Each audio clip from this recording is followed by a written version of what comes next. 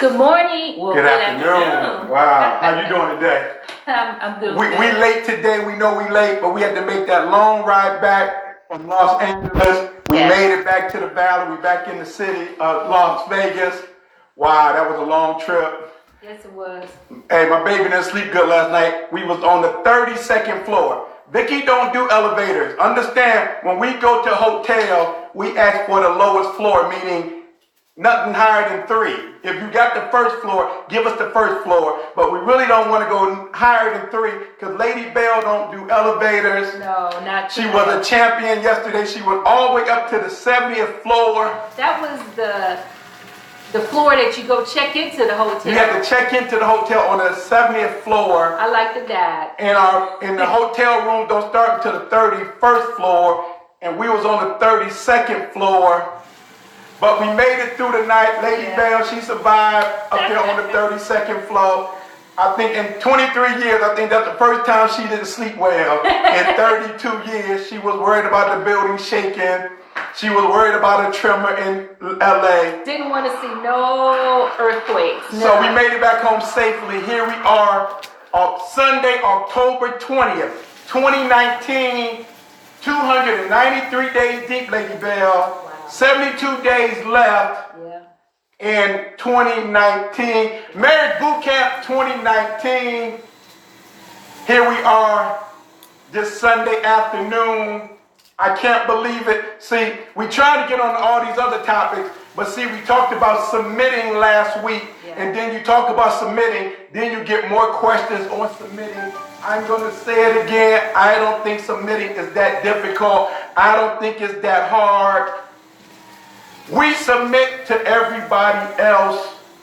We obey everybody else. Right. We can hear everybody else. Why is it so difficult to submit when it comes to husband and wife? You submit to your boss. You submit to people in authority. Why is it so hard for a husband and wife submitting themselves one to another in the fear of the Lord first? Him submitting himself to the Lord. She submitting herself to the Lord. That's order. Right. That's order. Vicky, read the definition of submit one more time. We need to know the definition of submit.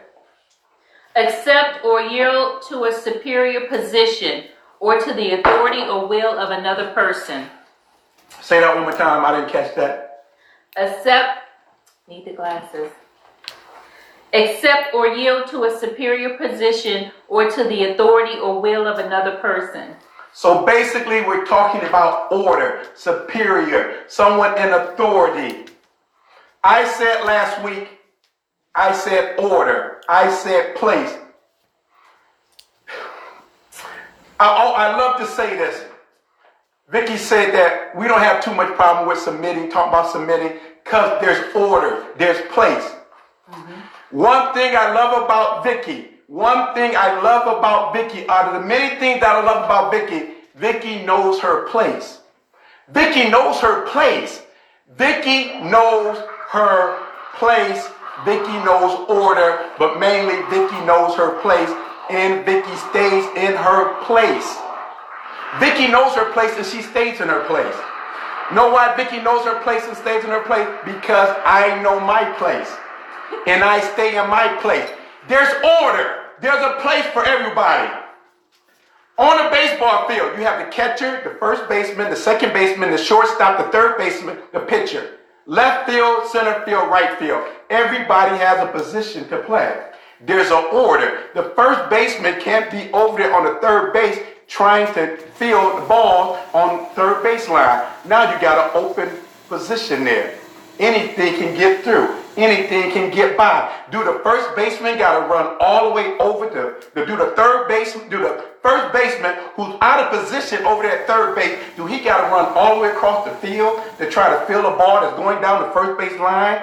Or do the second baseman got to slide over there? Now you got a gap there. There's always place. When you know your place, everything flows. Everybody has to have their place. You can't have two heads in a marriage. I've always said this in the past. Anything with two heads is a monster. Anything with two heads is a monster. There's a place. You have to know your place. Authority, superior. The worker submit to his supervisor.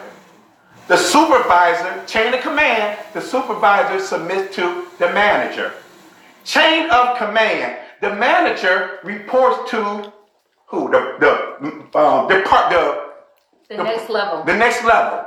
We'll say the director, department head. Then the department head reports to the vice president, and so on and so on. There is a chain of command. Home first. Always home first. Don't you ever forget that, girl. Always home first. The husband is the head. Recall and review. God is the head. Then the husband. Then the wife. Then the children. That's the chain of command. That's the order. That's the placement. If you can't follow that placement, you ain't never gonna submit. I don't care who's making the most money. You don't override anybody's authority because you're making more money. You know, and let me say, a lot of times women don't submit because they feel like their husband can't lead. And, you know, it's not, a lot of times that's a problem right there because the wife feels as though the husband can't lead. And if the husband is out of order, now you got a problem. So you guys have to talk through that. But we mentioned that last week. Yep. You can't say he can't lead. You didn't know he didn't have any leadership skills. Right. You didn't know he didn't have any leadership skills before you married him. But this is the catch, Lady Bell. A lot of women want to marry men that ain't got leadership skills. Because she wants him to be the weaker vessel. Mm-hmm. She figures if she got more leadership skills, if she make more money, she don't have to submit. She don't have to follow his authority. She don't have to follow his leadership. Cause some women ain't looking for husbands. Some women ain't looking for husbands. They're looking for sons. See, because you know what? Because they try to treat their husband like their son and treat their son like their husband. Home first. Little Ray Ray and little Pookie ain't before your husband. I got to keep saying it because we hear it every day. And let me just say this too. A lot of times women are in authority out there in the workplace. And sometimes when they come home, they can't turn it off. But guess what? You got to turn it off. It's okay to run things, run corporations, run departments, divisions, and all of that. Say that, girl. But when you come home, lift the switch and turn it off. You know, I just had to put that out. Just because you're here at work, when you come home, you fall under the leadership. Yeah, and even when you're out there in the workplace, you still, you know, there's still levels that you report to. And me, myself, I just want to put it out there. I've always had positions of leadership, always, whether I wanted to or not. I was always promoted and kept going and going in previous positions, always been in leadership. But when I came home, I always knew my position, and I didn't have a problem with it. But when you came home, I always knew my position, but let me just say this. I didn't have a problem with it because sometimes it felt good not to be in the leadership because our shoulders are only so heavy. And I like that. When you're out there, when you're in your everyday grind and you're running your departments, your division, whatever it is that you're doing, this is a place of haven. This is a safe haven where you can turn it off and let your husband take the reins. I've always enjoyed that. Go ahead. Like we said, so many of the things you just do, you submitted. I talked to a lot of brothers. Like I said, you didn't know you was a leader before you married him. I asked the women that question. I asked the man that question. She wasn't submissive before you married her. She didn't know how to follow your leadership before she said I do, before she said I will. But I got the answer. Even though I knew the answer, Lady Bell, I still got an answer from 3 or 4 brothers. Oh, she was very submissive before she said I do and I will. She had no problem in following instructions. I hate to say following instructions. She had no problem following my leadership before she said I will and I do. She was very submissive. She was very soft-spoken. She was very attentive. She loved everything he said and everything that he did. She had no problem in saying, yes, oh, he's so sweet and he's so kind. A lot of you women, you played the role, you covered up with the foundation, in the blemish, in the blush, in the lip gloss, in the eyelashes, in the weave. You covered up. You covered up. You covered up that alpha female during the dating process. You was very submissive before you said, I do and I will. You got married and you flipped the script. You got married and a lot of y'all wasn't looking for a husband. Y'all would just wanted to be married. A lot of women ain't looking for a husband, they're looking to be married. I just want to get married. But if you're going to get married, you got to follow order. You got to follow chain of command, Lady Bell. Like you said, you go to work, no matter how much money you making, no matter what your position, understand your position when you come home. We talked about last week the older women teaching the younger women what they supposed to do. Read that for me. That first, what's that? 2 Titus. Other sheet there. 2 Titus 2:3-5. I really like this one. Likewise, teach the older women to be reverent in the way they live, not to be slanderers or to be addicted to much wine, but to teach what is good. Then they can urge the younger women to love their husbands and children, to be self-controlled and pure, to be busy at home, to be kind, and to be subject to their husbands, so that no one will malign the word of God. Older women urge the younger women to love their husband and children, self-controlled and pure, to be busy at home, to be kind, submit to their own husbands, busy at home. Urge the younger women. Urge the younger women. You saw the list, you heard the list. Love your husband, self-control, pure, busy at home. But see, we so busy, the older women so busy now teaching black girl magic. They so busy now teaching black girl power, black girl rocks, sister to sister. It's all right if you're using black girl magic to teach them self-control and to be pure.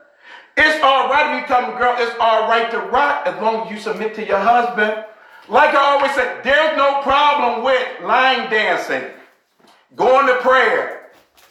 If you like doing the slot machine, if you like hanging out with your soror, you like hanging out with your girlfriend, there's nothing wrong with all of those things. But like we said, there's order. If you're doing more than that, if you're too tired to do anything when you get home, then there's a problem. Maybe instead of going line dancing 4 days a week, you maybe need to go 2. Yeah. If you're too tired when you get home, instead of going to prayer meeting 4 times a week, maybe you need to go 2. Well, how about this? Why don't you stay at home and pray with your husband? Why don't you stay at home? Lady Bell said that, not me. Older women teach the young woman. Likewise, let me flip the strip here. Older men teach the younger men. No. I got a few mentors, but nobody really grabbed me by my arm and said, Rob, I'm gonna teach you. I'm gonna teach you how to be patient. I'm gonna teach you how to be kind. I'm gonna teach you how to wash your wife with the word of God. I'm gonna teach you to treat her as a weaker vessel. I'm gonna teach you that no man ever grabbed me, no older man ever grabbed me and said, I'm gonna teach you these things. Most of us men, we just saw. And a lot of stuff we saw, it wasn't good, it wasn't teachable. We just saw, if we were fortunate enough, like myself, to have your father in the home, we saw. Daddy didn't say, Daddy taught me how to work. Daddy taught me how to pay bills. Daddy taught me those things, but as far as whining and dining and praying with my mama and just doing the things that we supposed to do. But his father didn't teach him. So see, my generation, 50 and over, we have to start filling in the gap. We have to, first of all, we got to forgive our father, but we got to forgive him. We got to forgive him because he didn't teach us because he didn't know. Right. A lot of our fathers didn't know. They were under that Jim Crow era. So they didn't know. So if you a dude that haven't forgiven your father, are you mad at your father? Or maybe you don't even know your father. You still have to forgive him. And then you find you an older gentleman that can teach you how to love your wife, how to pray with her, pray for her, and pray over her. I didn't always do that. I just started doing that January 1st, 2017. I committed myself to pray for her every day, to pray with her, pray for her, and pray over her. That's not easy. I've got to submit myself. Find you an older gentleman that can teach you. Lady, find you a recall and review. Find you a wiser older gentleman. Right. Find you a wiser older woman that can teach you. Ain't nobody perfect. No. You ain't gonna find nobody perfect. No. But when you meet a wise man that's gonna teach you something, he's not only gonna teach you the good, he's gonna teach you his mistakes, the mistakes he made. Look, young man, okay, what, you going through that? Well, I can help you with that. Me and my wife been through that. Well, you going through that? I can help you, young man. I understand that. I did that. Ain't nobody perfect. So when you find you a wiser old man that's going to teach you and help you, make sure not only do you want to hear his victories, you want to hear the battles that he lost. You want to hear the things that he did wrong, because baby boy, you ain't done everything right. Your wife been mad at you because you ain't always treated her right. Your wife been upset because you ain't always been praying with her, for, and over her. Ain't nobody perfect. Hey, she ain't perfect. I ain't perfect. Hey, I love her. Hey, ain't nobody. She ain't perfect, but she's worth it. See, the individual you with gotta be worth the fight. Gotta be worth the struggle. Gotta be worth the love. Right. Find you a wiser, older man that's gonna teach you. Not only the good, Lady Bell, but the bad. I need somebody that when I go to and I cry, I need that man to say, hey, I know the pain. I know the frustration. Don't wait till you're 60 and 70 and become a bitter old man. My goal is, my daddy died at 88 years old. He wasn't a bitter old man. My goal is not to become a bitter old man. Help me, Lady Bell. Did we hit everything, the questions that we got? Now, like I said,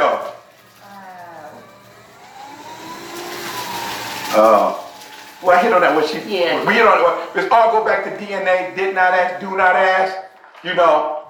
And like I said, in general, I don't feel you got to ask a female, do you have a problem with submitting? Do you have a problem with leadership at home? Always home first. Do you have a problem with leadership at home? Do you understand leadership at home? Hey, Vicky, I want to get married. Do you understand leadership, that God is going to be the head of our house? Then I'm going to be the next in charge, then you, then the children, oldest child to the youngest child. There's order. There's order. Do you have a problem? Maybe that's the question you do need to ask. No matter how submissive she is during the dating stage, no matter how kind she is during the dating stage, just like before you ask her to marry you, you better tell her to strip off those eyelashes, strip off the eyeshadow, strip off the lipstick and the lip gloss, take off the foundation, take off the blush, take off the blemish, take off the concealer, take all the foundation. Did I name it all? I think so. Take all of it off. Take off the weave, take off the wig, whatever she got on. Just like you better see that face and see how she look. You better ask her, because a lot of women are covering up their flaws with all that stuff. Foundation, blush, blemish, lipstick, big old eyelashes, 30-inch weave. They cover, hey, it's a cover up. So don't be afraid to ask, hey baby, I need you to answer this with all that stuff on your face. Wipe it all off. And then I'm going to talk to you, because I want to see the real you. As you talk to me, you need to see the real you. If you ain't got 30 inches of hair, you know, you ain't got all the hair. So when you that person, that black girl magic who you think you is, after you put all that makeup on, no, you need to strip all that makeup off and talk to that man before you say I do, so he can see the true you. Not only how you look, but your heart. You still got something to say? Yeah, I was going to say, you know, when you do that, listen to her heart. You know, and women, as you listen to the men talk, listen to their heart. It's a heart thing. I was just going to talk about the heart. I brought it home for you then, baby. Yeah. So, right. hey, Marriage boot camp. We're on 209. We only got 72 days left. Like I told you, I'm hoping in 12 more days, the doctor and Lady Bell gonna release me to start working out. So November 1st, we looking forward. We setting the date. If the doctor give me okay, November 1st, we gonna have like 62 days left. I'm planning on grinding out 2019. Not only on the physical aspect, I'm gonna be grinding. I'm gonna be reading the word. I'm gonna be praying for her. Praying for her, with her, and over her. You gentlemen need to make a commitment. You need to make a commitment. I'm making as many days as I can out of the last 60 once the doctor released me to grind, to pray. Not just especially for her, but for us. Hey, always home first. As I close, hashtag home first. Yeah. Always home first, because hey, you see everything falling around us. Everything. Look at the government. Everything is falling apart. Ain't no love out there. So you better have some love at home. If you don't hear nothing else, you better have some love at home. Home first. 2020 is fast approaching. So hey, so buckle up. Buckle up, home first. Team Bell, 1 + 1 will always be 1. 2 is bigger, but it's still 1. 1 1,000, but 2. 10,000. Hashtag home first.